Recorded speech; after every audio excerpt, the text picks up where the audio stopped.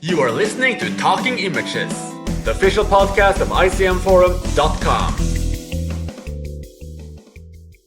Welcome back, everyone. I'm Chris, and we have a show for you. New voices, hidden gems. It's all right here as we dive into the ICM Forum's 7th annual film festival, ICMFFF2023, which is set up to highlight underwatched films from the last 3 years. If you're listening to this episode on release, the festival kicked off on November 13th and will run until December 11th, leaving ample time for viewings and forum discussions. Join us. Go to icmforum.com and be part of those discussions. If you're listening to this episode after December 11, 2023, don't worry. There will be a link to the complete lineup in the description of this episode, and the discussion threads will still be live on the forum. And of course, there will also be ICMFFF 2024, 2025, and so on. Anyways, I'm really excited for this episode as we'll dive into each of these 10 underwatched gems in our main slate and also do highlights for our 10 other slates, and each with a selection of 4 films. So we will not have time to cover all of them in detail, but we'll chat them up after, shall we say, the main course. So, as I mentioned, we have new voices joining the fun. This is an all-programmer episode. I'm a programmer, my regular co-host Tom is a programmer, and we managed to talk 2 of our colleagues into joining Talking Images for the very first time. Matthew and our brand new president of the programming committee, Wayne. So, just very briefly, before we start talking up the films themselves, how are you guys doing today? Is it your first time on a podcast?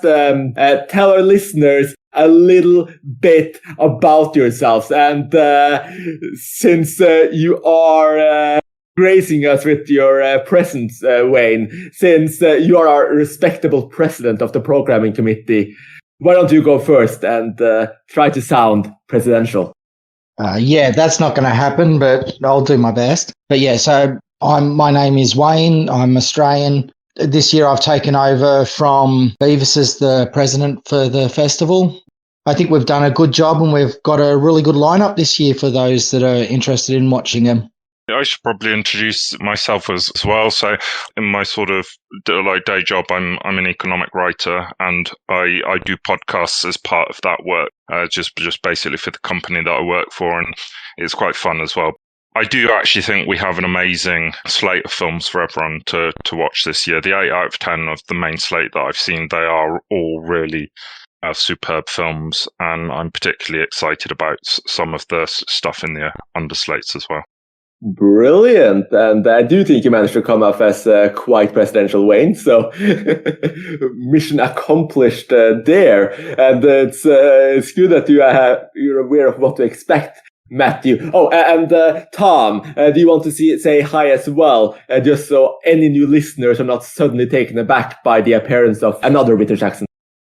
Of course, yes. Thanks for having me on, Chris. And it's great to have 2 new people on the podcast with us. I just thought it's worthwhile giving a brief summary of the festival and how it works for people who are perhaps new to the idea as well. So over the past year, between ourselves and 4 other fellow programmers, we've come up with a list of 183 films that we all thought were worthy of being in the festival, and we've watched each other's nominations to kind of whittle them down to the best ones we can find. And we have come up with a brilliant main slate, as everyone else has mentioned. So I'm looking forward to discussing them in more detail.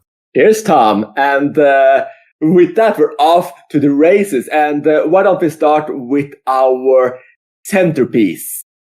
As every single year, the programming committee selects 1 film that we want our audience to pay specific attention to. This is the film the most programmers support, love, and often also a film we think may spark some conversation, though hopefully it will not be as contentious and controversial as the last year's Caught in the Net. Anyways, this year's centerpiece is the Belgian film Playground. It's the debut feature of Laura Wendel, and something I, for one, am always drawn to. Films that visually place us at the vantage point of children, as here the playground really starts to feel as a whole world, fitting for the French title, Un Monde. As bullying and its consequences take the centerfold and splits relationships. Emotional, at times heartbreaking, but at least for me, always engaging, not to mention cinematically interesting in its commitment to the child perspective. And what was your guys' thoughts on Playground? I think it just hit me at a very visceral level. I'm in my 40s, so I don't remember much about school, but it kind of all came flooding back when I watched the movie.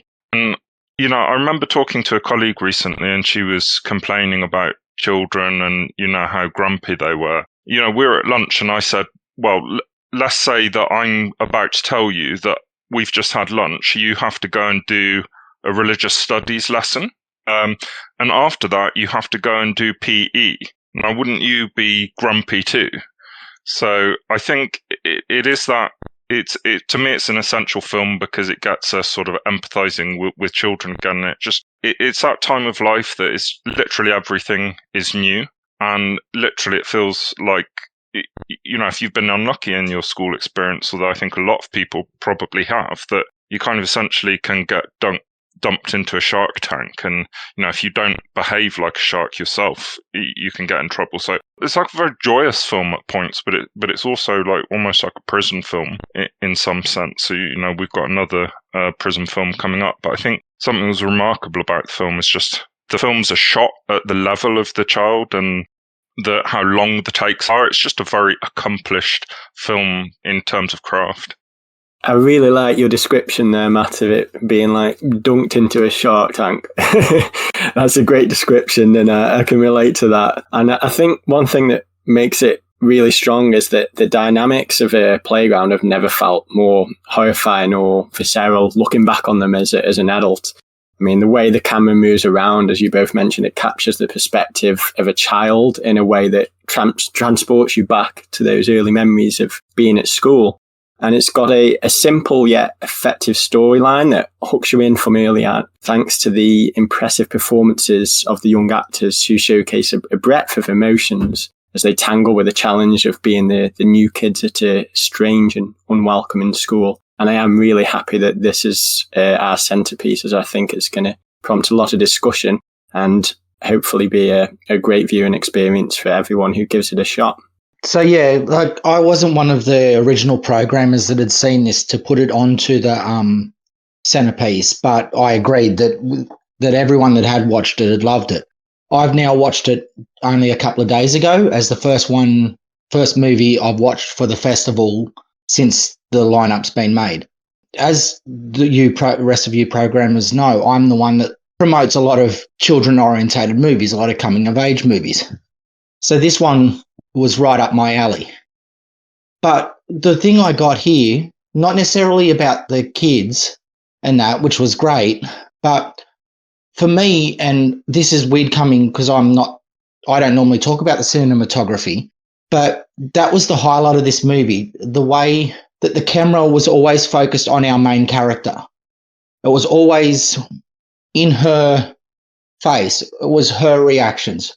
We might see little glimpses of what's going on around her, but it was about this great little actress in the end, what she was able to convey, and it just how much it drew you into the movie.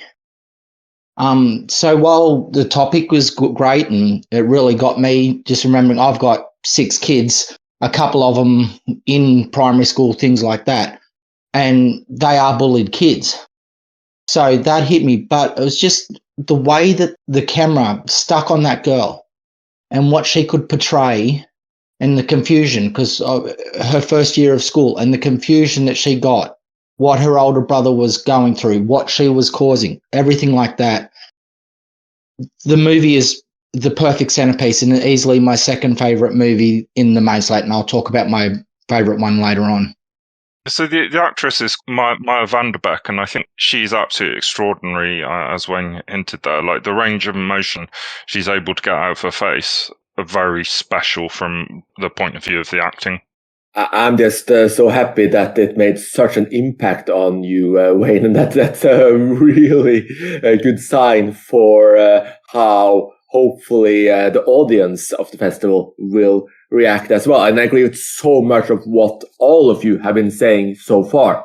And I think few films really manage to immerse you in the world of children the way Playground does. And I completely agree, just placing the camera directly on this young girl. And actually just starting on her first day of school as she's crying and hugging her father, afraid to go in, with the camera just constantly on her all the time, creating an equally disorienting and immersive outlook. Just as she's just standing there in the playground, she wants her big brother to protect her. She's just really scared and worried about what's going on around her. And then the world kind of starts to change, but just how overpowering this playground is and how it really just feels so large, but also, like I think Matthew mentioned, almost a bit like a prison.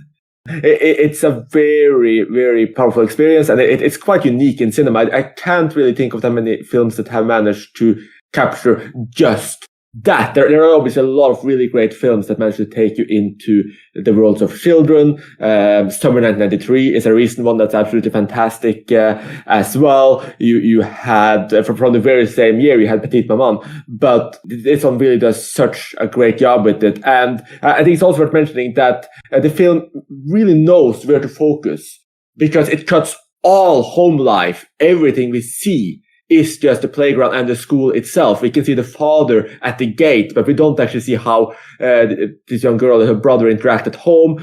We just kind of get glimpses of that. Everything is just set right there in that world, and that really just heightens both its strength and just its accomplishment as a film. I think you're definitely right there, Chris. The fact that you're only in the school for the entire movie makes it completely immersive, and that is also what gives it that feel. And you know, my brother's school teacher, and he says something that's increasingly happening amongst children is school refusal, where essentially they just refuse to go to school. They refuse to participate in school whatsoever. So I think it's a topic that's pretty hot right now. Yeah, I agree with that refusal to go to school. My 11-year-old daughter, for example, she's school captain, but she's having so many days off just because of one girl with being bullied. So, as I said, like the movie did hit me in that way because of that. Yeah, I'm absolutely in agreement. It's such a big issue at the moment. The one thing I'm worried about now is that we're all in so much agreement about this movie that it's not going to generate as much discussion. Well, let's hope. I mean, yeah, I think like last year we had a film that, you know, programmers loved, and then all of the jury came like, why did you pick this film? And started just picking it apart, which was quite an unusual experience, and was a lot of moral concerns as well. That just blew up in terms of really wonderful discussion. And yeah, this year it might be a lot of this consensus that Playground is great. Maybe there won't be, but I think even now we managed to talk about a lot of important issues of bullying. Maybe people will take personal experiences and share them, or maybe they'll just talk about the cinema itself and just how well Wendell takes us into the world of children, which takes so much talent to do just that. And with our centerpiece out of the way, we can then start diving into the 9 other films in the main slate, because there's quite a few great films there as well, and see if we might get into some heated discussions along the way there. And we can go in alphabetical order, starting with Apples, the Greek weird wave film by Christos Nikos, set in a world where a pandemic is erasing people's memories. I mean, this dark 2020 comedy could hardly have been released at a better time, but still didn't quite get the exposure it might have deserved outside of cinephile circles. So what are your thoughts on Apples? So Apples was one of my nominations, and I'm really happy to see it make the main slate because it's a wonderful film. It's, as you said, it's a strange Greek arthouse film that dabbles with sci-fi elements, and it's about a pandemic that causes sudden amnesia in the affected. And it's a beautiful and also somber piece of work that feels very current, as you said, Chris, with its depiction of an unexpected affliction that sends ripples throughout the lives of all it touches. And I think it captures the feeling of an imagined near future eerily well, and explores its central notion with a wonderful sense of curiosity as we learn more about the strange new world it depicts.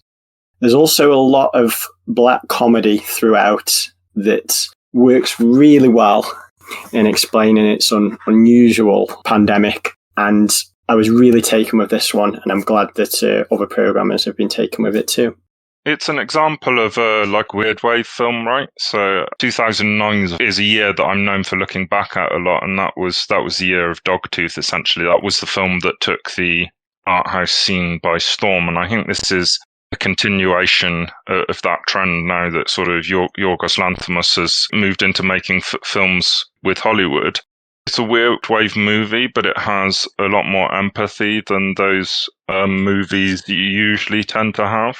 I did really like the movie, but I have to say that I've often disagreed with reviews on it, and I don't want to spoil things, but I think there is actually a twist in the movie, quite a big twist that most people seem to have missed when I've read about it. So I would watch out for that, and it actually in a lot of ways affects how I view the movie, because it becomes much more of a humorous movie when you see it in that light. And obviously, I can't tell you exactly what I mean here without spoiling it, but I'm hopeful that it will become a topic of discussion for that point. There were scenes in the movie where I was absolutely thigh-slapping in laughter, but because of the way that I was seeing it, that is maybe slightly different from the way that some people have seen it. But I think the movie in itself, even ignoring all that, sort of whatever your opinion on that is, it's about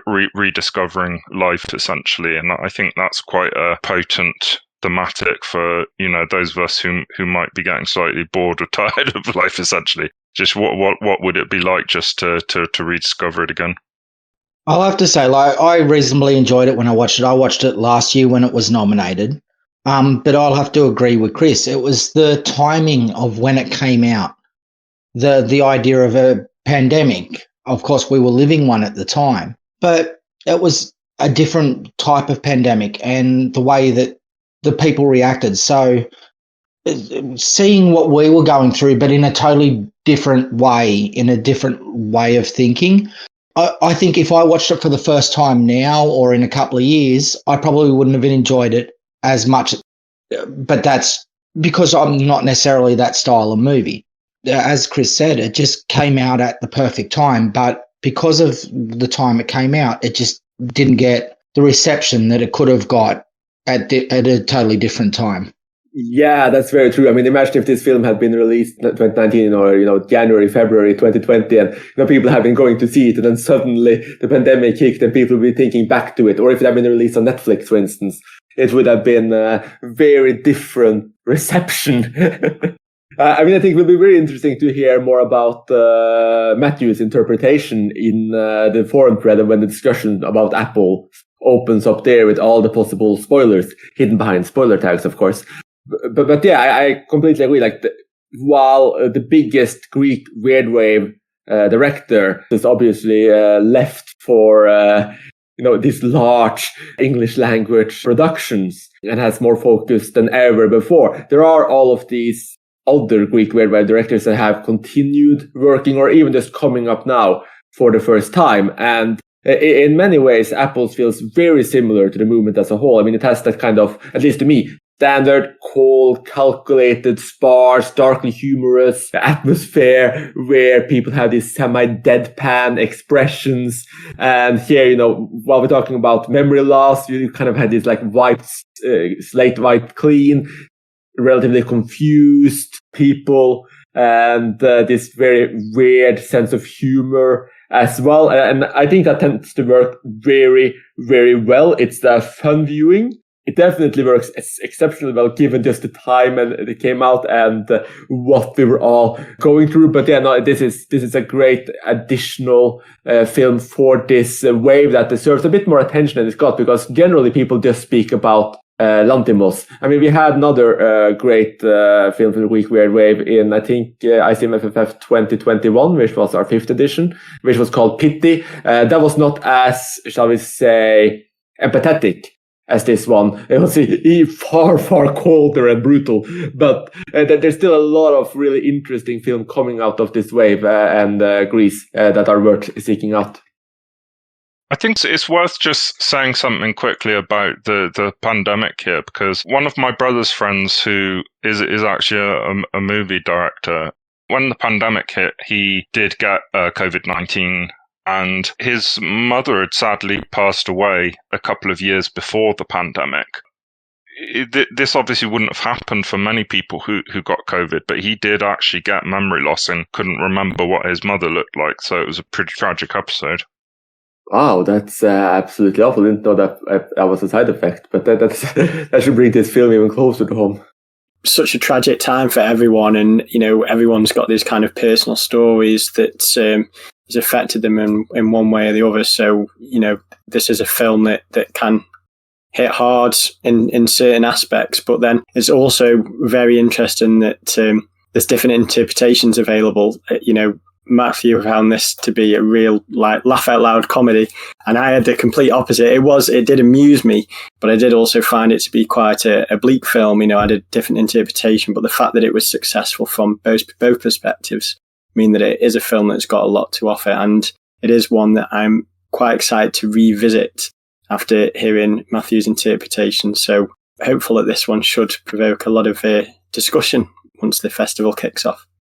And the next film alphabetically might also kick off some discussion. It's Ballad of a White Cow by Miriam Mogdam and Batash Sanea, also from 2020, which follows the story of the widow of a wrongfully convicted and executed man who unknowingly befriends the judge who sentenced her beloved to death. It touches on quite a few of the themes we've seen from Iranian cinema through the last decades in terms of misogyny, and it also ties in with one of our best recent ICMFF films, which was There Is No Evil, which also touched on the death penalty. So it was a lot of interesting throwbacks for me, and certainly a film that's just stacked up with so many themes for our jury and for the audiences to just dive into.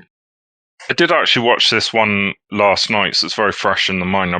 Like you say, there is some interesting material for debates on death penalty and actually some different perspectives that I hadn't seen before. So for example, the death penalty in the movie is referred to as a human right in quotation marks. Essentially, that as the sort of victim or the family of the victim, that it's a human right for you to be able to see the offender punished.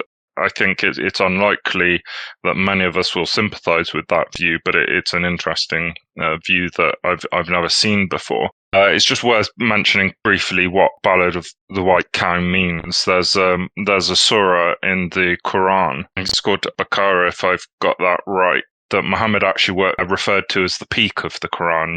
That it was the best bits essentially. And what happens in that surah is that a man is murdered, and people want to find out who did it. They go to Moses, and Moses says, "I've had chat with God, and you have to go and find an unblemished cow. The skin of the cow will be unblemished, and the cow must never have been put to work. And if you sacrifice that cow to Allah, you will find out who did the murder." And essentially, the point here is that it's pretty unfair on the cow, right? And the overall metaphor is that the man who's executed in the film is the white cow. It's something that's probably quite obvious for an audience from the region, but it's worth giving people a bit of background on. I did think the movie was very strong. One of the things that I worry about is that there is an entire genre of movies which are depressed Iranian women. You know, Holy Spider being another one, and they can blend into one another. And I'm not trying to trivialize what happens in that region. I guess it's another one that we could call a jail movie, and it's essentially that sometimes society can be like a prison. And throughout the movie, the widow is constantly having people try to control her, men essentially trying to control her. I think it's a movie that's also like shot very beautifully, and it doesn't insist on itself. It's quite quiet in the way it does that. I think there are two shots that stood out for me when she meets her husband in his jail cell. It's just a very bleak environment. And again, there are two instances in the movie where she puts on a lipstick, which are very similar images that mean very different things each time that they happen. Sorry, I'll stop gassing on about it now, but I did think it was pretty strong movie. Yeah, this was actually one of my nominations that made it in this year. I did steal it from, I believe it was Tom's from last year. So my memory's a bit shady on the movie. Even though I nominated it, I did watch it last year. I just know I loved it. But I wanted to go back on what Matt was just saying. We were having that discussion on those Iranian movies. The genre does blend together a bit, and he made me realise that is the case. This is one of the more powerful versions of those films I've seen.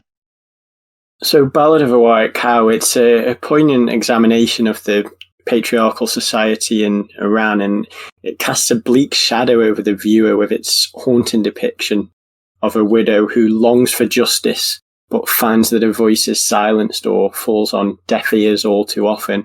One thing that I really liked about this film is that as viewers we're made aware of vital information long before the protagonist, and this makes the main character Mina's plight even tougher to digest, as we are forewarned of that which can only have devastating implications for all involved. As Matt mentioned, Mina's story is used as a tool to highlight the failings of the judiciary system in Iran, and it does so with almost a universality that speaks volumes to anyone really with a conscience. I imagine that we'll see great things from Mary Moghadam in the future, and I hope that she continues to hone her craft behind the camera without also compromising her incredible talent as an actress, because Ballad of a White Cow proves her to be an invaluable asset in either capacity. And I think if you are familiar with other Iranian films that tackle this subject, like Holy Spider, as Matt mentioned, I think you'll find a lot to unpack in this one. And I can understand why some may, blend in, because there are a lot that deal with this issue. But I mean, that's just a reflection on how important this kind of issue is. And I hope that people get a lot out of this film. So Tom sort of just summed up what I was trying to say about moving on to the other part about the director, about Mariam. I do want to point out something that we've done as programmers over the last few years, and I've been probably the spearhead of that, is more representation of female point of views, female directors. So far, we've talked about 3 films. 2 of them have female directors. It's something that us as the programming team are trying to help correct. So I think originally when I've been, this is my 3rd year as a programmer, the first year we had less than 20% of our nominations, or about 20% of our nominations were female directed. Last year we got it up to 25. This year, if I'm correct, I don't have the numbers in front of me, but I think we're up to about 29% of our movies were female directed, and it's showing why these strong entries in our main slate of the effort that we have put in as a team. And it's worth noting too that the main slate is actually 50-50 male and female. So 50% are directed by men, 50% are directed by women. Though of course, Ballad of a White Cow is co-directed by a man, Betash Sneha, as well. So I guess you could say 45% women, 55% men. And moving on to the next film, which also looks at misogyny and women's place in society, but in a much more luxurious and, shall we say, royal setting. I'm talking, of course, of Marie Kreutzer's Corsage, starring the excellent Vicky Krieps as Sissi, the still famous and adored Empress of Austria-Hungary, but at an older age than what most films places her in at the terrible age of, shaking my notes there, 40, which is apparently the average age at the point of this film, as the doctor points out to her. The film plays rather fast and loose with history, and instead creates a vibrant and rebellious picture of a woman attempting to break free from the roles she is forced into as empress and as a woman. And it feels very vibrant and quite unique, though obviously we can perhaps compare it to Sofia Coppola, Marie Antoinette, etc. as well within cinema. And what were your reactions to Corsage? I'm scared that I'm going first again, but I will do it again, because Corsage was a film that I nominated in my programmer role. So I think what you're saying is right. It plays very fast and loose with history. It's a bit like Sofia Coppola's Marie Antoinette in that respect. It's not really about taking you back in time and showing you exactly what happened. It is very much a feminist film to a large extent. Like you say, it's about the experience of being a middle-aged woman and how you can essentially become invisible to men at that point. I think it is a punk movie. You know, there's a lot of punk attitude from the Empress Elizabeth. I think it's worth mentioning very briefly that there has been some controversy surrounding the film. The main actor in the movie is essentially admitted to a very serious crime since the film was made. What I would point out is that, as far as we understand, that doesn't actually have anything to do with the production of the movie. I think in Austria, people are now less likely to see the movie because it's kind of like watching a movie with Kevin Spacey would be in the English language world, in that your mind would be on things that were happening off screen. It's obviously a much bigger news story in Austria. You know, I think sacrificing a feminist film on the back of, would be the wrong thing to do. I think one of the things that I really did like about this movie, and it's quite a brave movie to make because so many actresses have played Sissi. Romy Schneider played her many times. One of the things that I really liked is that it isn't sort of black and white. You don't leave a movie thinking, oh, Sissi is, this amazing person. She's having to put up with a lot, but she's quite capable of dealing out injustice herself. For example, there's a scene where one of her ladies in waiting, who is also reaching a point where becoming invisible to men, asks for permission to go and get married to her sweetheart, and Sissi says no. So I think it's a strong, sort of pungent film. Like you say, it's revisionist. It's not really a film about Austria at that time. I think it's going to be pretty interesting for people to see, and I hope it generates a lot of discussion. I don't have too much to add to this, but the main thing I loved about this film, it's to do with a lot of period ones. It's the effort to put in the period into perspective. I felt like I was in the period that I was supposed to be in. The whole production design, the costumes, everything like that, it just felt right.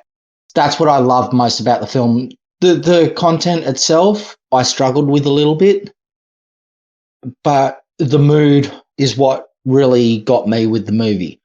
In terms of what Matt was just talking about, the controversy, I've learned about the controversy since then. To me, that doesn't stop me from watching the film.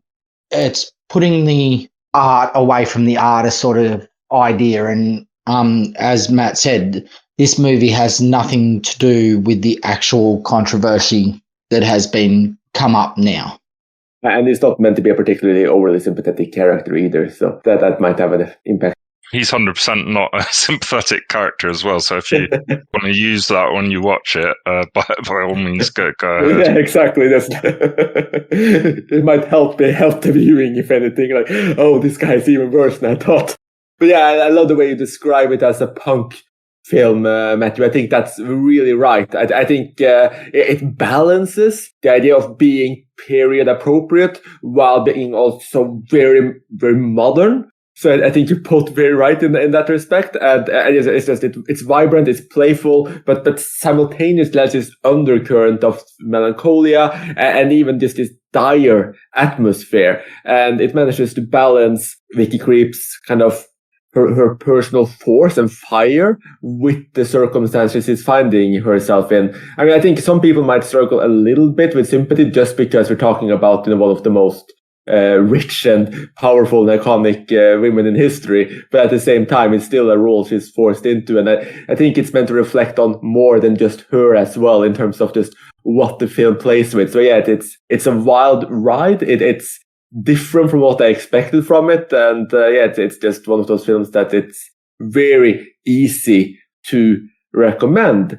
And moving on to our next film, that's also a film I personally find really easy to recommend, and it's the only fully animated film on the main slate. The 70-minute anime film, The Girl from the Other Side by Yaturo Kubo from 2022. Just a must-see. It's a dark, more stripped-back animation, but it's still just this fantastical story, this fairy tale of an unlikely connection between this, you could call him a monster, I suppose, in a way, and a young girl. These kind of semi-adventures, if you will, they go through this kind of really dark and dangerous world they inhabit, his attempts to protect her. And I think that this kind of sensibilities can really appeal to Ghibli fans, or Ghibli, as we found out it's actually meant to be pronounced, or Ghibli, while also never feeling derivative the way that so many recent anime films feel. It's a very special film, at least to me. But what are your opinions on The Girl from the Other Side? So this was a dark fairy tale which uses really pretty and enchanting animation. And to be truthful, I wasn't entirely won over by the storyline, which kind of felt a little flimsy in places and not overly clear. But I was more than happy to be lost in the impressive visuals, so it didn't detract too much that I wasn't taken in with the story. It's a film that focuses far more on atmosphere and mood than, the story. And I suppose if that sounds like something which would resonate with you, it's one that you should definitely seek out. I actually visited the Miyazaki Museum, which is just outside Tokyo, and the tour guide told us to pronounce it Ghibli. I think it's like a bit like the Nutella and Nutella debate. There's a certain interest in the debate not actually being solved, because you then end up talking about the product more and more. But I'll just go into the film, the Girl from the Other Side. The inevitable comparison is with Angel's Egg, this fantastic classic of animation. I think Girl from the Other Side does draw on that. Both movies features young girls with white hair who are sort of escorted by mysterious sort of older male characters. And I think it is very hard to describe what the movie is about. Both movies, they are tone pieces. You can definitely emote. And what I'm very keen on talking to people about, who aren't into movies or have never ventured into art house movies, is that it's as important to feel about a movie as it is to think about a movie. And one of the feelings that I came away, it's a movie about what life could be after life is essentially gone away. The character appears to have once been human, but he's essentially lost a lot of what it means to be human, how he managed to carry on living after that. There's a Time movie called Mundane History, which is about a guy who's had an accident, and so he's paralyzed, and it's about this process about trying to understand what life would be like after that. That you can't have the things that you had before, but what can you salvage? So I think it's a movie that made me feel a lot. I think something that I really liked about, again, like Angel's Egg and this movie, was the landscape animation. So I don't know how niche this is, but I actually love watching animators animate landscapes, showing how a sea of grass flows within the concept of animation. It's like they're trying to show their virtuosity off the most when they're doing this. And actually, one of my favorite scenes in Angel's Egg is just showing a puddle of water and what's going on in the puddle of the water. So it is one of those that I really enjoy from that perspective. I was definitely very, very pleased.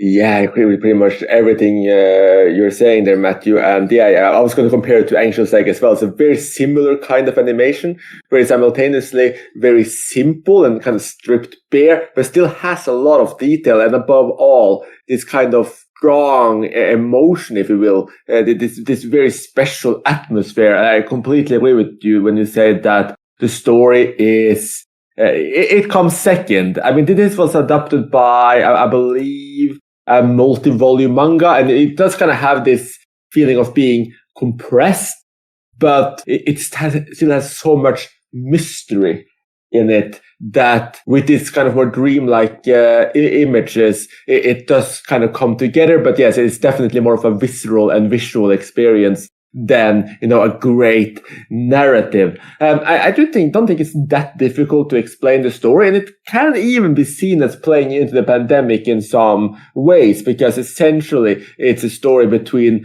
an outer realm and an inner realm. The inner realm is more or less our world, just, but a long time ago.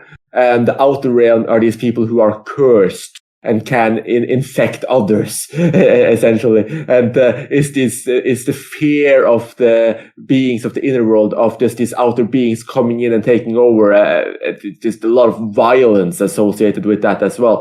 So that fit into the pandemic narrative to a certain extent. And when you add a dreamlike narratives, and when you just have this fantastical animation and world, I just think it tied together very, very well, and it was a special film, even though, like, if like you say, it can very easily be seen as closely connected to Angel's Egg.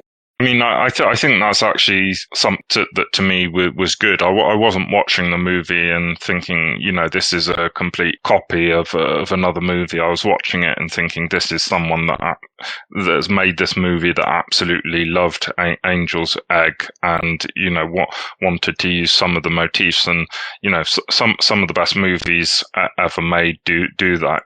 When you watch Alien, you're essentially watching a compendium of all the horror tropes that have ever existed, completely sort of stolen from various movies. But even if you can see that, it doesn't really detract from your viewing experience. So I would say it's not just a weak reflection of Angel's Egg. It's something that is unique in its own right and as strong in its own right.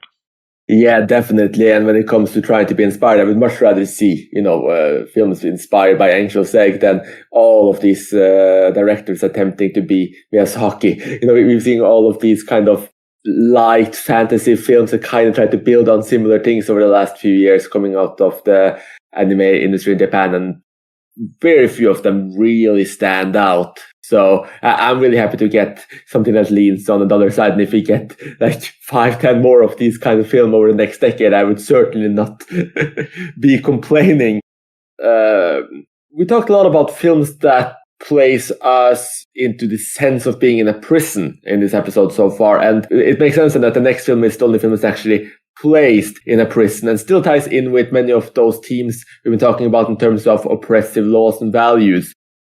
Our next film is the German prison drama Great Freedom from 2021 by Sebastian Meisse, and starring the always excellent Franz Rogowski as a young to middle-aged gay man who for decades and decades keeps being sentenced to prison under paragraph 175, which criminalized homosexuality in Germany. It's just such a large but simultaneously stripped bare film with wonderful performances, great atmosphere, and just generally just a very striking viewing, at least to me. What was your responses to Great Freedom?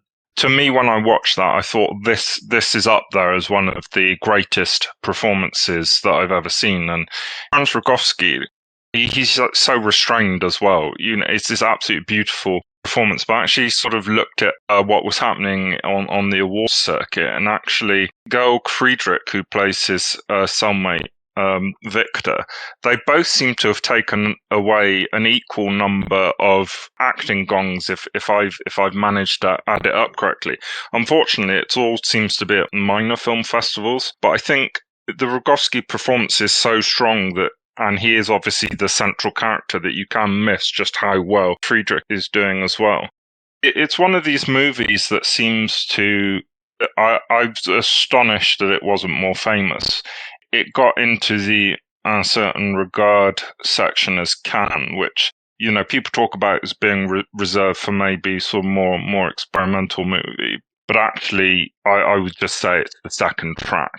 The list of films that they think weren't quite good enough, they tend to put in uncertain regard, and it seems a great pity that happened, and it seems surprising that so many people haven't seen it, that we could actually nominate it for this festival, because we're trying to show lesser known films. And actually, if I was to point to one film in this festival that I actually thought had, you know, greatness credentials, you know, I think there are several movies in here that are on my favourites list, but I do actually think Great Freedom is a great movie. As we've already said, the acting is amazing, and the story is heartbreaking. You know, this idea that after the Second World War and after all the persecution that's happened there, the war never ended for him. It just carried on forever, and just how acceptant he is, you know, the good grace that he manages to take that in is pretty astonishing.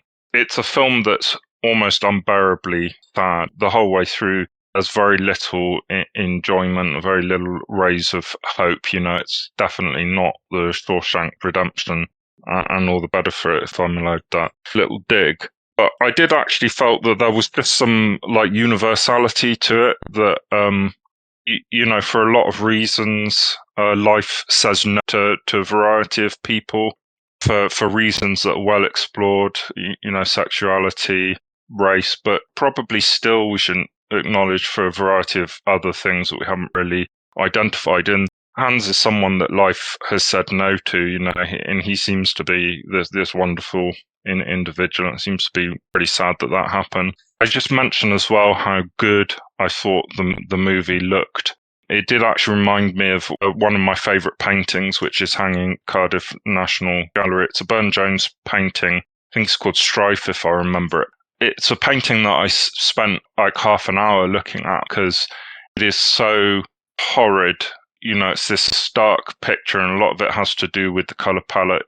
It's all washed out. It's greys and sort of burnt ochre, and that's essentially how this movie looked as well. I just think colour's right, the acting's right, the story's amazing, it's got a social purpose. I do think this is actually a great movie, and I'm pretty astonished that the critical community didn't work that out. It definitely didn't get bad reviews, but I'm surprised it didn't get rave reviews. Now, I don't want to take the shine off Chris and Matt's praise too much, because this was, as they both said, a well-acted and nicely shot prison drama, though I have to admit I did find it quite dull and lifeless in parts. I mean, in that sense, it captures the boredom of prison life well, though I'm not sure that always makes for a riveting film.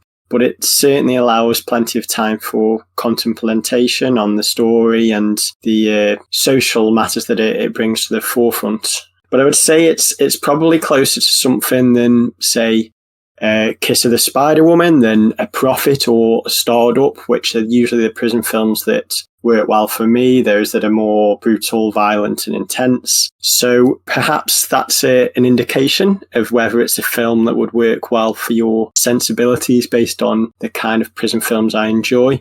And as it is, it's a film that I suppose I appreciated more than enjoyed. The craft's there, it looks great, but it didn't really resonate with me on a personal level, and I wasn't really invested in the characters or the story, but I can see why others regard it so highly. So definitely an interesting one to take a look at if you're intrigued by more slower, brooding kind of prison films. Yeah, I can see why you came to that opinion, Tom, because it is a relatively quiet, very slow burning and restrained look at life in captivity. One of the things I really enjoyed the most about it, or which captivated me most about it, is actually how it strips away everything but the prison walls. And there's just so much sorrow and melancholy throughout. But like you mentioned, that also leaves a lot of room for this kind of slow contemplation of what's going on around them. And that might not be everybody's cup of tea. But I think there's just so many powerful images and this powerful underlying sense of claustrophobia and misery. Like you have this lead character who's essentially, it's worth noting, he's taken there in a I think, I'm not sure if it's very first scene, but he's taken directly from a concentration camp where he was locked up for being gay. And then he's just, as soon as everything's liberated, he's moved into a regular prison because it's still illegal in Germany to be homosexual. And it's just, there are a few scenes shot, like you have a courtroom scene, for instance. There are these few scenes shot outside of the jail, but the only real sense of time changing as we're flipping through the narrative is that, his hair gets a little bit grayer, his face changes a little bit, but it's just like he's in there for decades with some periods outside, but essentially just always sent back. And it's just, actually, that was a slight negative for me because it was a little bit disorienting just when we were at some points. But it also just hits so well that he's just in this never-ending cycle. And he just becomes a prison rat, essentially. He doesn't understand how to live outside. He just keeps being sent back and back and back. I would also like to just agree with Matthew that George Friedrich, he is fantastic as Victor, a criminal who's struggling with drug addiction and a lot of inner battles. I think is an equal to Rodowsky, and I think that's also why the only reason why I really highlight Franz Rogowski in my intro for the film is just because he is just such a well-established, well-known, fantastic actor at this point. I think George Friedrich is a surprise here that he actually rivals him and in some cases even outstages him. And it's really worth seeing for these two performances, and there's other powerful performances in it as well. I also thought the film was really interesting in that it revived this kind of now probably old-fashioned plot device of just this unlikely friendship blossoming between a bigot and a persecuted minority, if you will, where you have George Friedrich, who's a bit homophobic.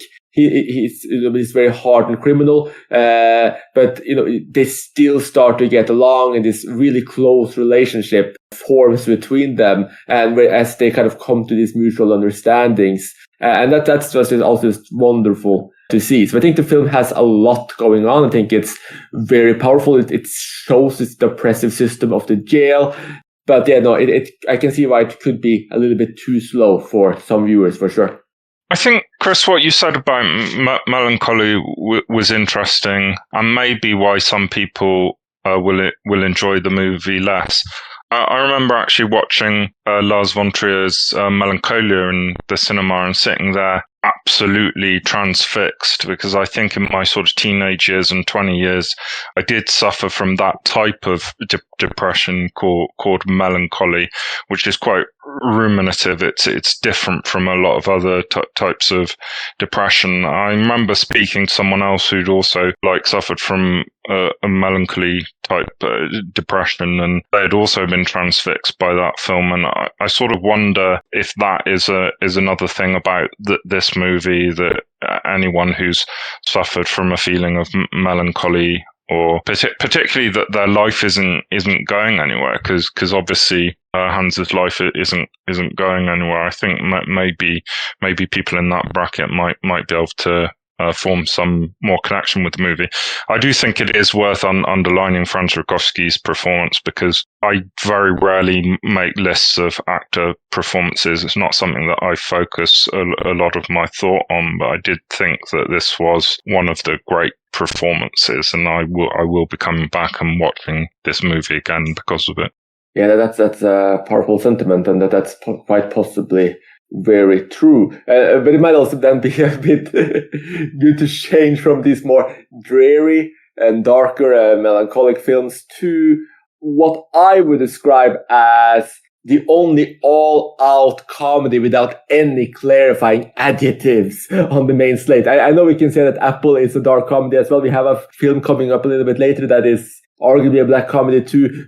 But in terms of just all-out crazy fun, there's no pure comedy on this slate than Ingrid Fricke's Ninja Baby from 2021. This is just insane Norwegian comedy about a fetus that is so sneaky that the mother-to-be only realizes she's pregnant when it's too late to get an abortion. And strangely, we realize as talking about this episode, I'm actually the only one of the programmers who pushed this film that are here today. The colleagues who have seen the film, they did not end up participating in this episode, so I'll have to present this film alone. But it's a very unusual take of the unwanted pregnancy trope, because essentially the mother, she does not want this baby. She's forced to carry the baby to term after repeatedly screaming at the people at the abortion clinic. It fits into a lot of the tropes we're seeing coming out of Norway these days, with this kind of wayward 20-something woman who's kind of like in a state of not quite sure what she wants to do with her career, but she has some artistic leanings.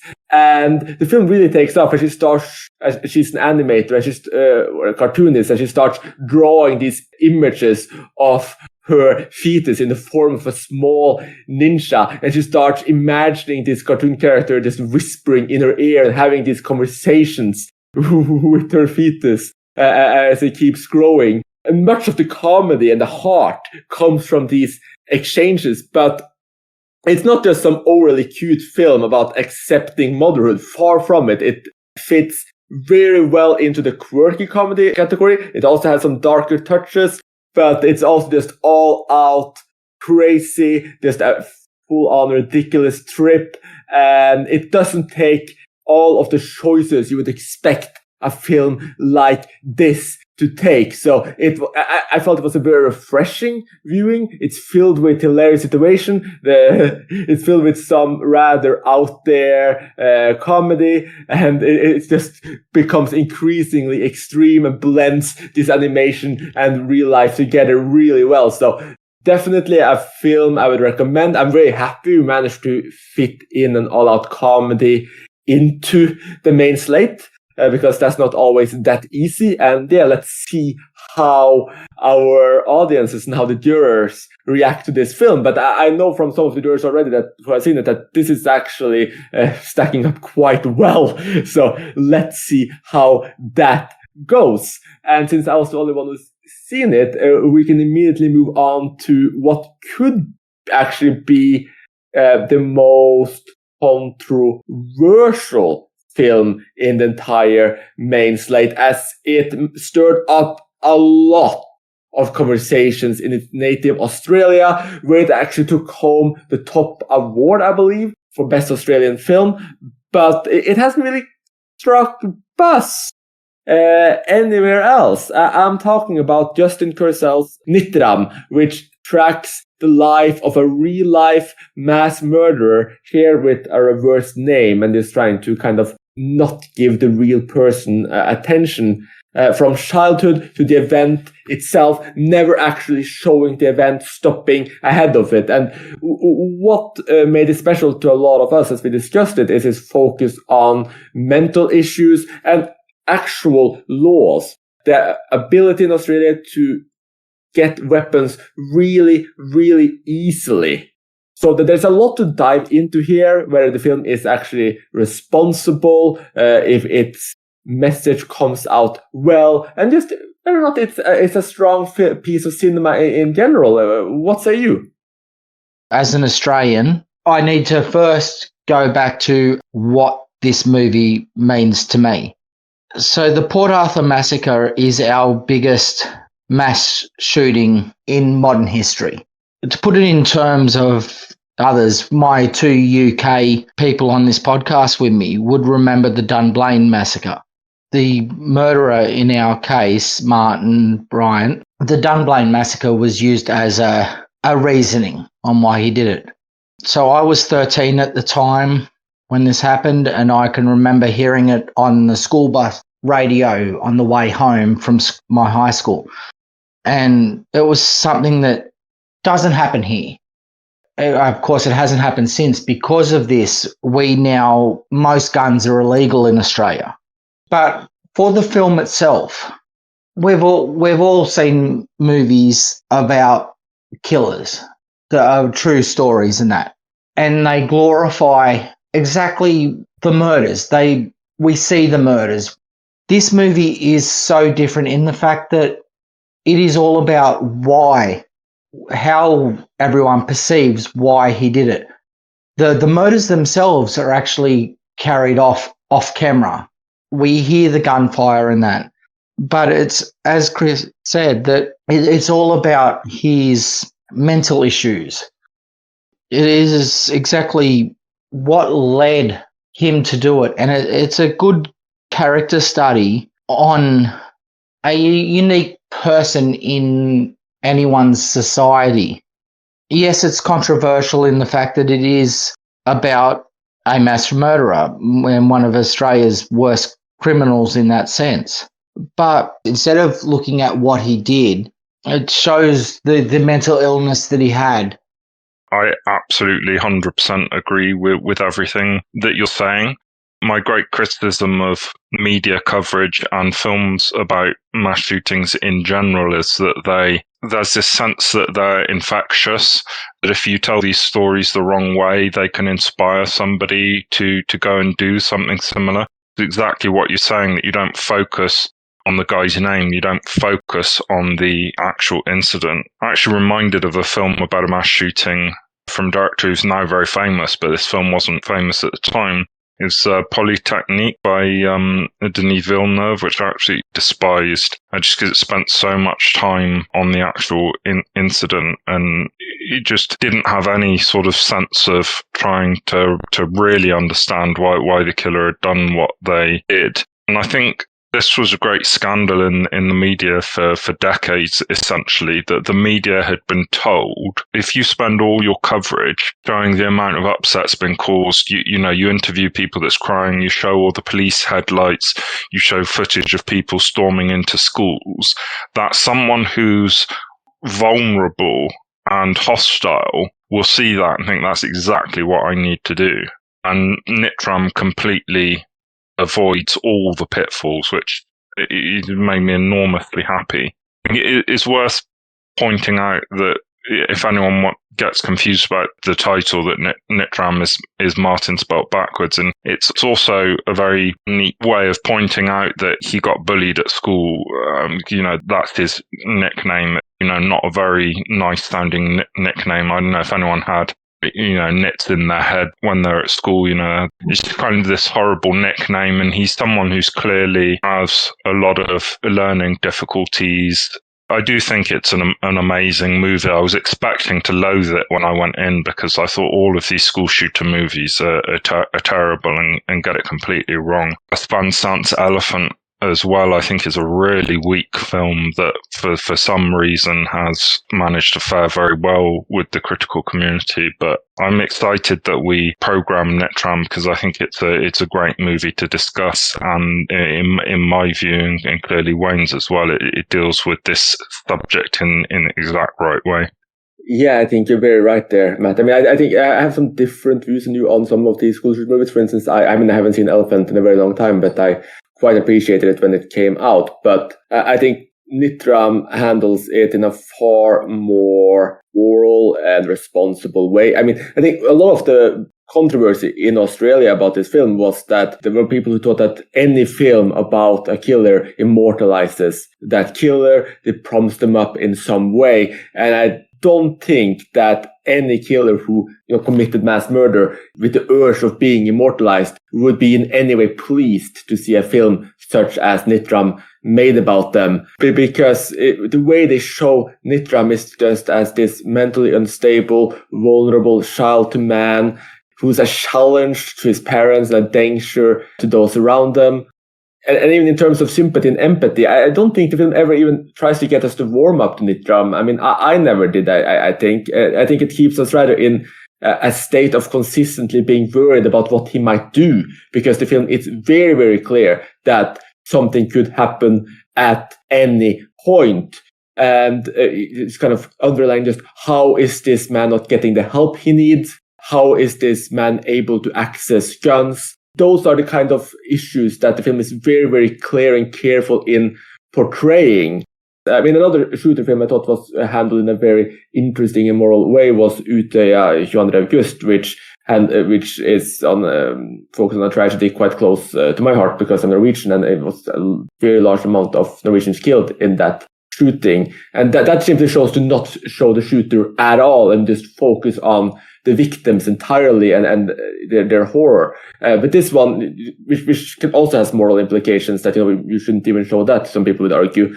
This film doesn't show any of the actual killing like we established. It simply just shows, like, you have here someone who, is taken to psychiatrists. People are aware that there are severe issues at play. People are aware he can be dangerous, but nothing is done. And essentially the film just poses the question, why? It's not about glorifying him. It's not even about feeling empathy with him, though maybe pity is something we can feel to a point. It's done in a way that I feel is fairly responsible and which raises a lot of important issues without crossing any of those moral lines a lot of these other films can be accused of. And I think that makes it a very powerful and unusual film. I just wanted to point out, we're talking about how easy that it was for Martin, for Nitram, to get guns. And I pointed that out in my little bit before, was this particular shooting was the whole reason that Australia has the gun laws that it has now. Our government reacted from this and made it so much harder to get guns that even our farmers, which is our lifeblood, had to hand in all their guns. They got paid. They handed in for money, and the government paid out millions of dollars to buy back the guns. And so while this movie is so well made, for me being the Australian, it is such a special thing that it took so many years for this to happen, that a movie like this to come out, and it means so much. The most of the controversy is in the state it happened in, Tasmania. It's a little island just below us. It's one of our 6 states. Tasmania itself denies the movie completely. It was shown in only a couple of cinemas there. Yes, it won our national award for best movie and all that, but that whole state will not show the movie now. I think it's fascinating to hear Wayne's perspective on this movie, and it's always interesting to know that films about crimes that are close to home, how they can hit so much harder. So I don't really think I have much more to add, because you guys have kind of summed up how impactful the film is. I'd just add some more about the central performance from Caleb Landry Jones. That's nothing short of impressive. He's brilliant here. His brooding portrayal of this twisted individual makes for a riveting experience. I don't think I was as taken with the film as the rest of you. I did feel a little shortchanged by the ending, but director Justin Kurzel is clearly focused more on the build-up, which we've obviously all discussed. That is not necessarily a bad thing. It's good to have a different take on these kind of crimes, and it makes for a very fascinating character piece here.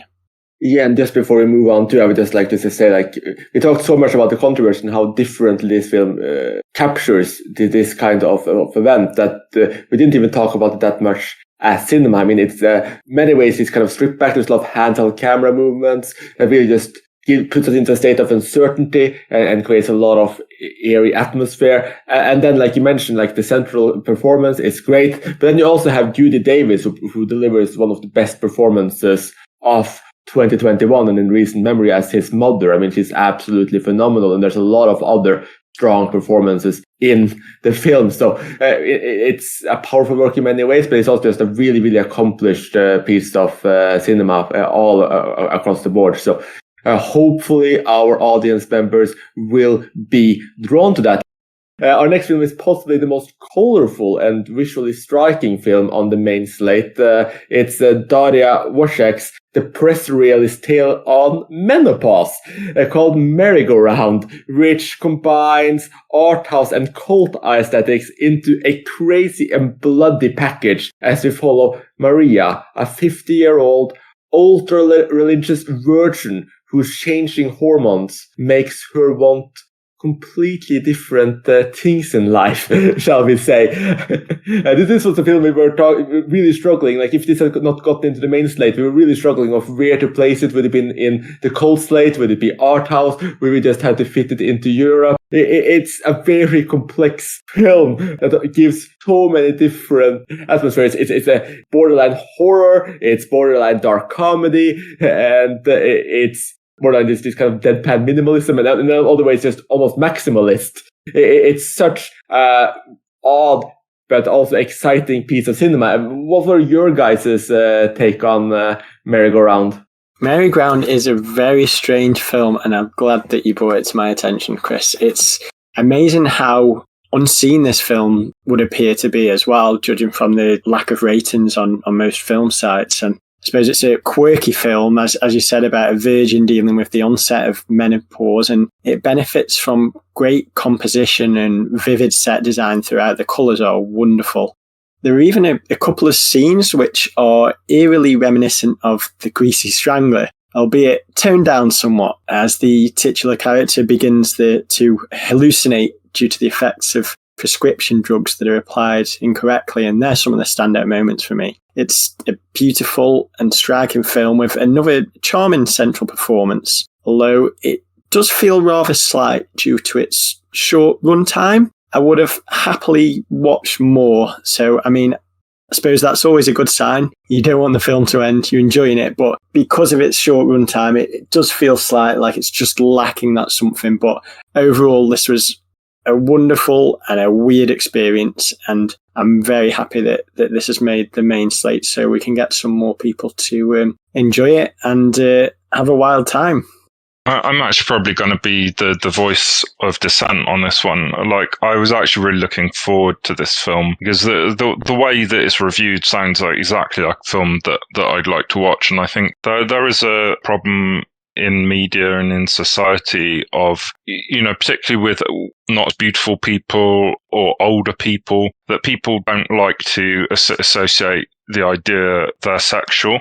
They obviously are. You know, it's just this idea that, you know, if you're not very attractive or if you're older, you're just meant to somehow put your sexuality in a box. It's actually just really refreshing to see a film where, you know, that taboo, if you can call it a taboo, is broken. I think it is a very sort of quirky movie. You know, there were some very dark, humorous moments in it that I enjoyed. But as everyone has probably got in your two on the forum, I'm vegan and I do think a lot about animal rights. And there is a very weird scene in the movie where animal bodies are used that actually just completely broke the suspension of disbelief for me. So, you know, I wouldn't expect everyone else to have the same feeling as me on that, but it was something that detracted a lot for the movie for me. And once something like that happens, I can't really enjoy the movie. But I definitely think the themes are very, very important and appropriate to program.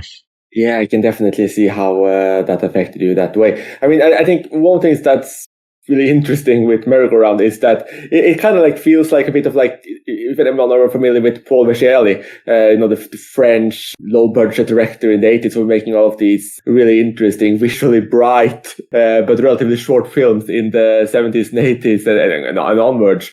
And also kind of this sense of charismatic dryness, if you will. Like, if you added those two directors and asked them to make a horror film and then spruce it up a little bit, that might be something akin to what this film is. Like, it's half oversaturated, half kind of this realism, or as I said in my intro, depressed realism. Then you have these neon colors. You have this very kind of classic sets, then suddenly you can switch to all red, like almost like the Sciallo inspiration as well, which ties into, you know, Maria's like mood swings, hallucinations, and just the way she just commits rasher and rasher acts. I think it's a very dynamic film in the sense that you just have no idea where it will go. It blends so many genres that it always leans into the unexpected. I can agree with Tom that the short running time might make it seem a little slight, and just this complete mix of different impressions and styles can also make it seem a little bit mixed up, but it's just so different. And also on the topic of menopause, like how many films are dealing with this topic? I mean, there's the brilliant film by Yvonne Rainer from 1990 called Privilege, but I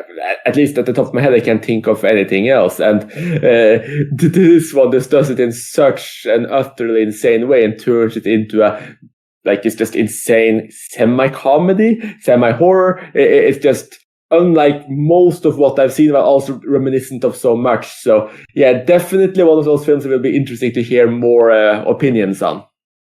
And this actually brings us to the final film on the main slate.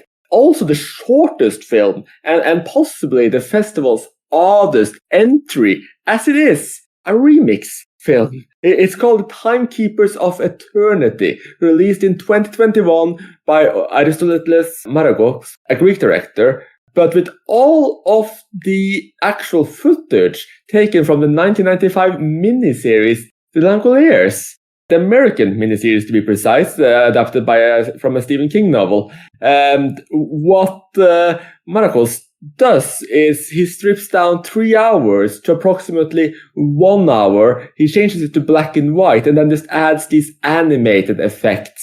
That kind of makes it feel like what we're watching, the film strip itself, is like paper, and he rips in it and he makes collages. It fits into this, for anyone who's seen Langoliers, where you have these kind of beings that eat time and just removes physical things, just cuts it up. It feels like the whole film is being cut up. And even with these kind of more experimental touches, it still feels like a clear narrative, and it's a really tense viewing. And the big question we had when we were programming this film is that enough to make it an original work? Like just stripping away 2 hours and adding some effects? But it's a great film. It's an interesting film. It's something we haven't really encountered before. And how many remix films are there even? I mean, I can think of a couple, like Rebecca Grillet remixed Eden After into And Took the Dice. But it's very, very, very rare. And yeah, this was really fascinating, oddball viewing, and it's a bit of a curious. So I'm looking forward to hearing just what you guys have to say, and then it's going to be really interesting to see how the jury and the audiences react as well.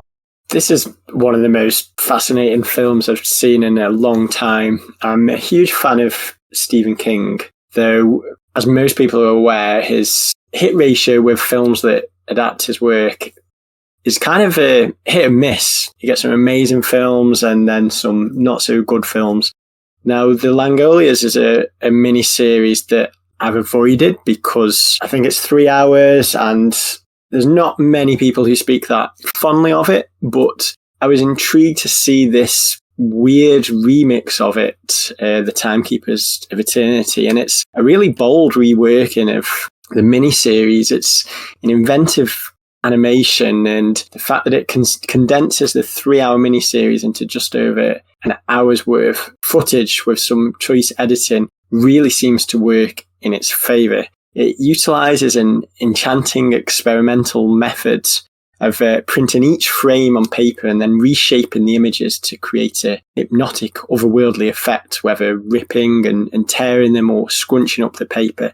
And it's like nothing I've ever seen. The story really stands out as a very strong and powerful work here. And there are, I believe, some changes that are made in terms of the resolution that seem a lot stronger in here than perhaps they are in the miniseries. But again, that's coming from someone who hasn't seen the miniseries. But having seen Timekeepers of Eternity, I don't feel like I would want to visit Langoliers now. I think that Wayne may have seen both, if I'm not mistaken. So interesting to see his interpretations here and what he thought of it. But I'm very, very happy that this has made the main slate because it's a really memorable experience and a film that I'm excited to bring more attention to as well through the festival.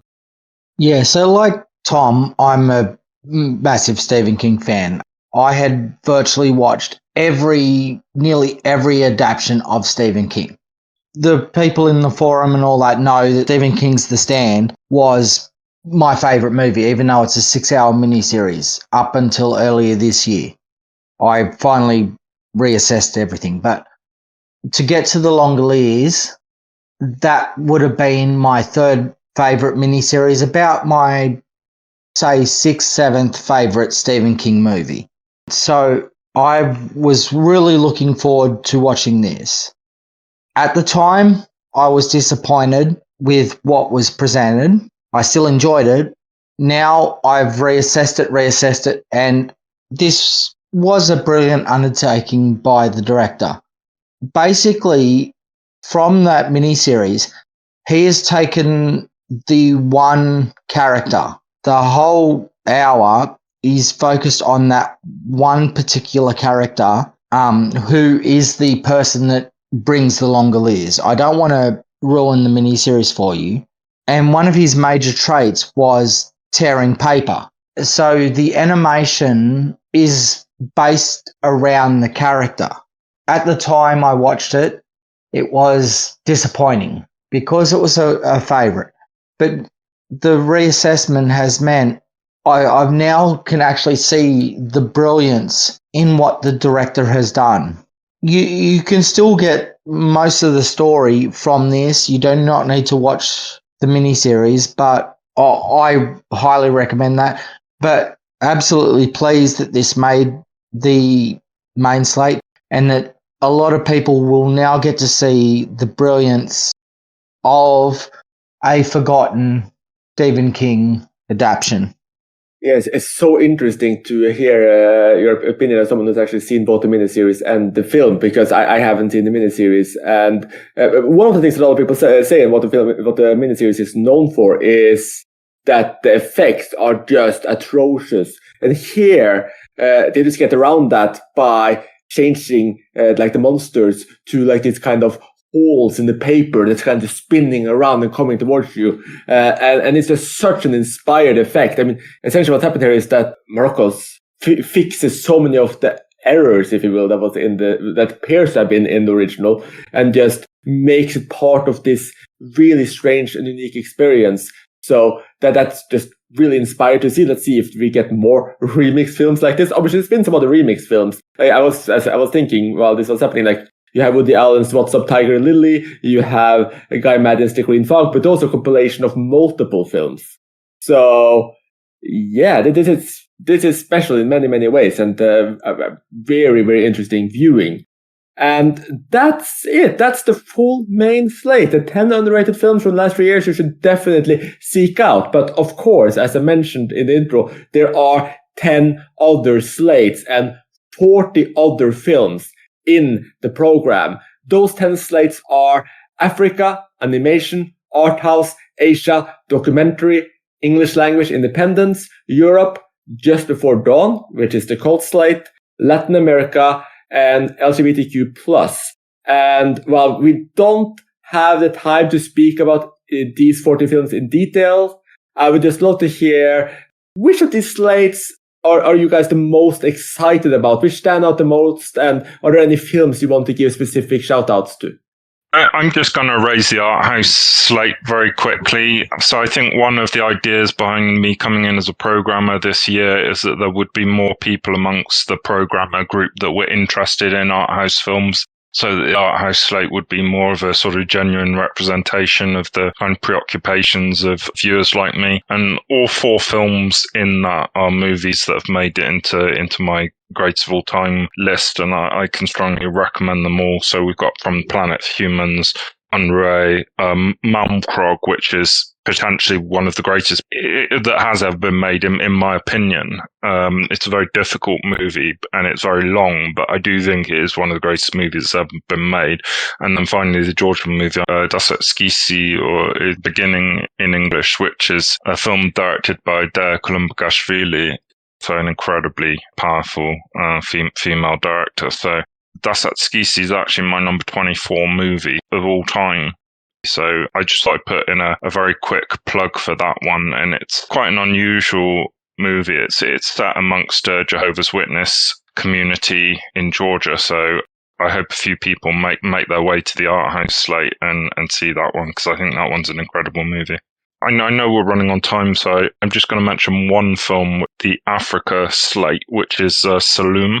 Saloom is essentially a Western made in Africa, but it is so far from being cookie cutter. And it's one of these movies where you can just feel the vibrancy, that everyone involved was really into it as a really high energy. And one of the things that is a main criticism for me of contemporary cinema and actually historical cinema is the way that particularly Hollywood treats the subject of revenge. That there have been lots of movies, and I don't want to call them all out, but there are so many pro-revenge movies, and I don't know if anyone has had any experience of revenge in real life, but it's an incredibly stupid thing to do. And I think that Saloom is a movie that is a revenge story that deals with revenge in an appropriate way. It makes it really powerful, and it's why I wanted to call that particular one out.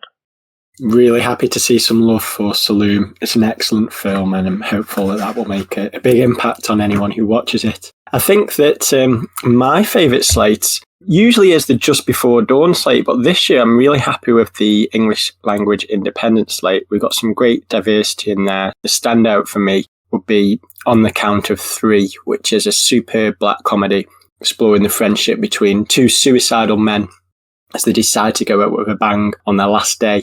And this is a lot of fun and surprisingly poignant with an awesome soundtrack. We've also got The Beta Test, a Jim Cummings film, very dark, black comedy.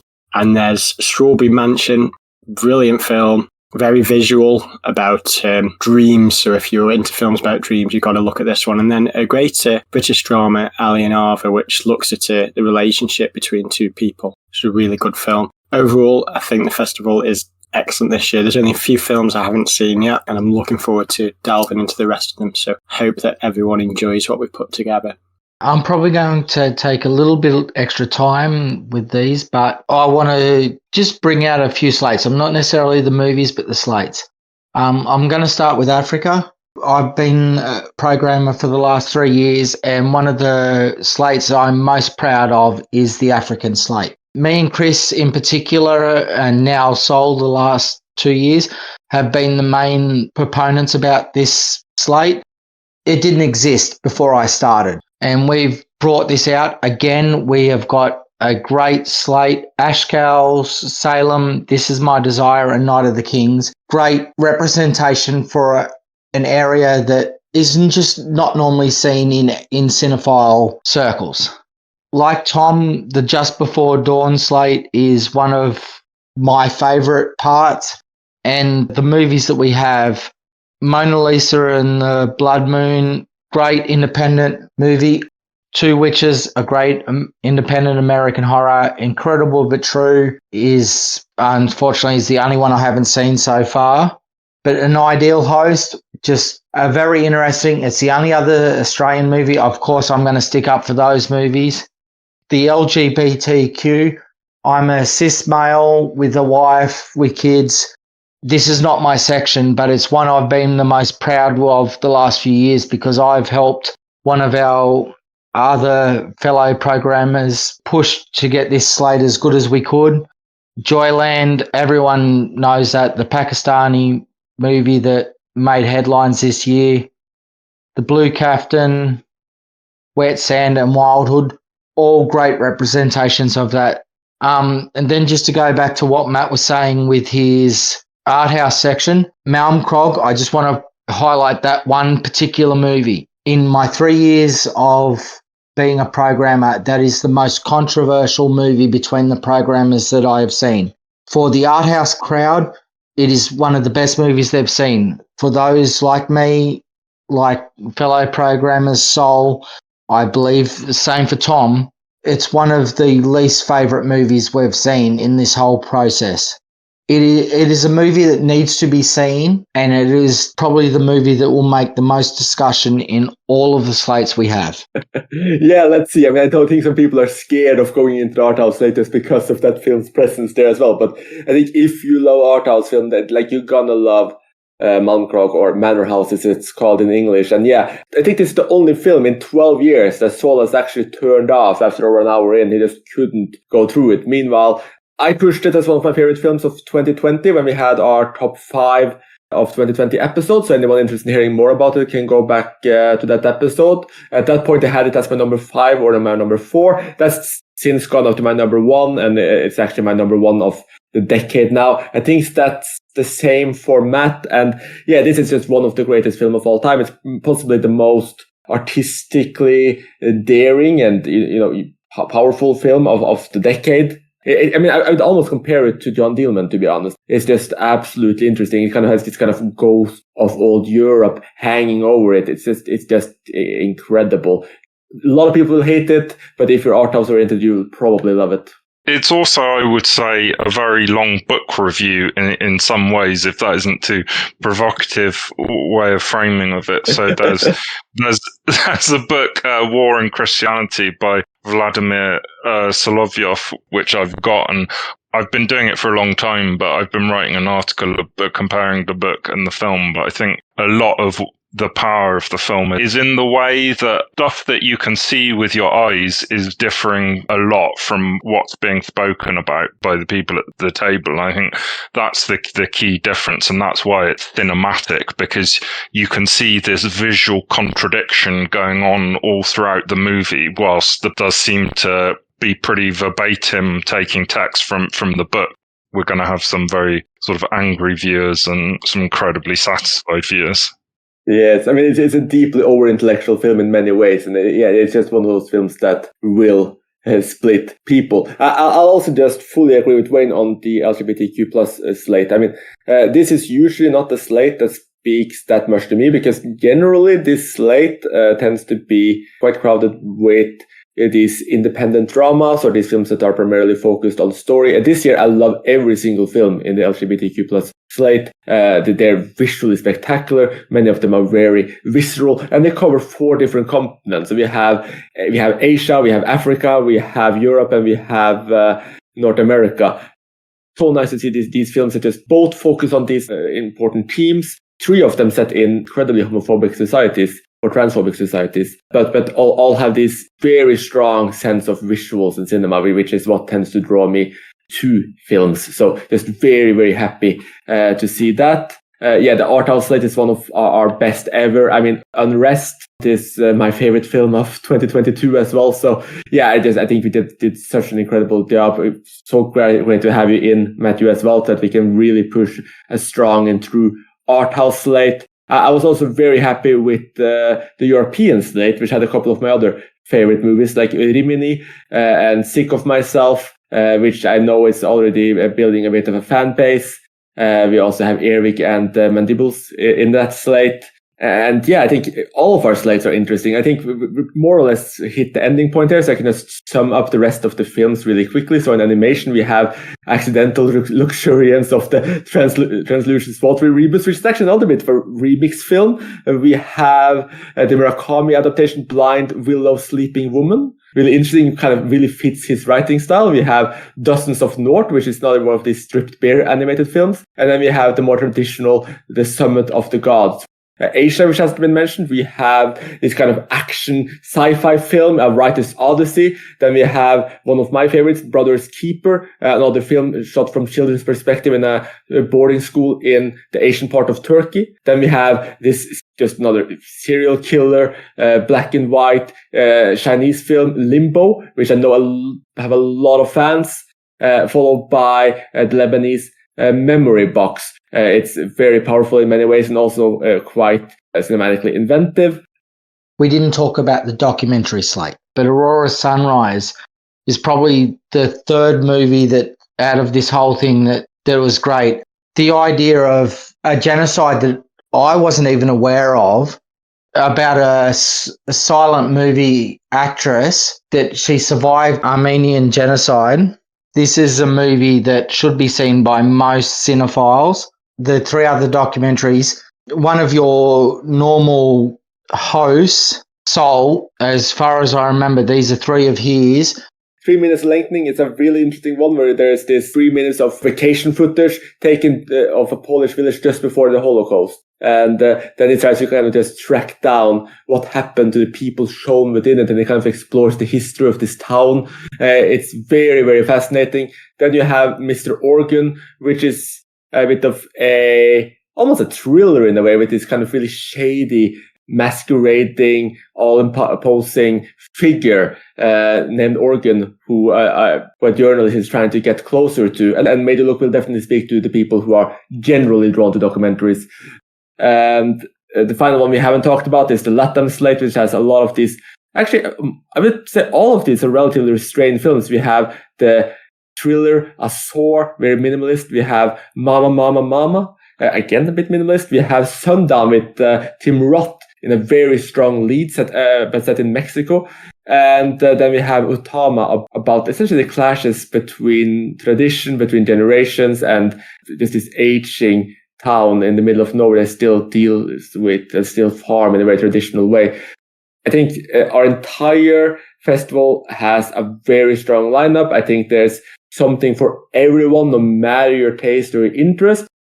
If you want to participate in any of the discussions about these films, you can go to icmforum.com. We have threads set up for the individual slates. You can just dive right into these films. If you have seen any of these films before, you can just jump into the discussion right away as well. We'd love to have you. And with that, thank you so much for listening, and join us again soon. You have been listening to Talking Images, the official podcast of icmforum.com.